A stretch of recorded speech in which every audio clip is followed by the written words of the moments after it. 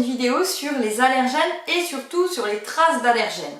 Voilà, puisqu'en fait, au niveau réglementaire, le règlement INCO vous demande de préciser les allergènes à déclaration obligatoire, donc qui sont au nombre de 14 et définis dans l'annexe du règlement INCO, quand ils sont présents dans les denrées sous forme spécifique, c'est-à-dire sous un format que le consommateur va rapidement visualiser. Ça peut être en gras souligné ou en gras souligné, etc.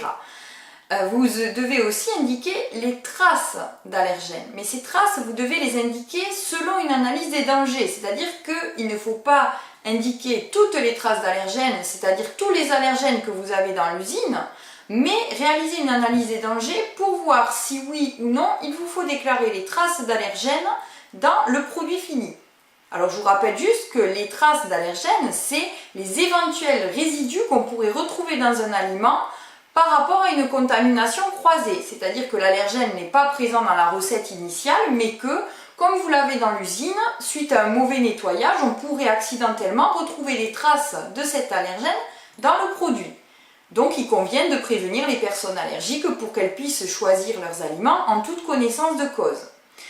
Je vous rappelle qu'il y a deux allergènes réglementés par rapport au seuil, c'est les sulfites, où on dit qu'il faut les déclarer à partir de 10 mg par kilo.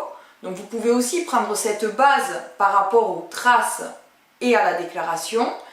Et on a aussi le gluten. Le gluten qui est réglementé, c'est-à-dire qu'on estime qu'un produit est sans gluten quand on est en dessous de 20 mg par kilo. Pour les autres allergènes, il n'y a aucun seuil qui permet de dire si on a un stade de présence ou un stade de trace. Vous avez ce qu'on appelle les tables vitales qui regroupent en fait des cas cliniques et qui permettent d'établir des seuils. L'inconvénient de cette méthode, c'est qu'en fait, il faut faire son étude en fait par rapport à une portion d'aliments. Toujours très difficile d'établir une portion d'aliments. Si je prends l'exemple par exemple d'une brioche, est-ce que finalement une portion ça va être 2 tranches, 3 tranches ou plus? Ça va dépendre des consommateurs.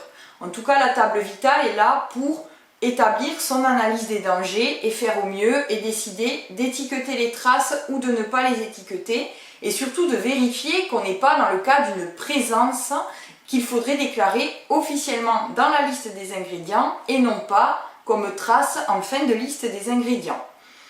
Donc voilà tous ces outils. N'hésitez pas à vous poser des questions et à nous les poser par la suite. Je vous invite à vous abonner à la chaîne YouTube Les Recettes d'Axel. Je vous souhaite une très bonne journée et je vous dis à bientôt.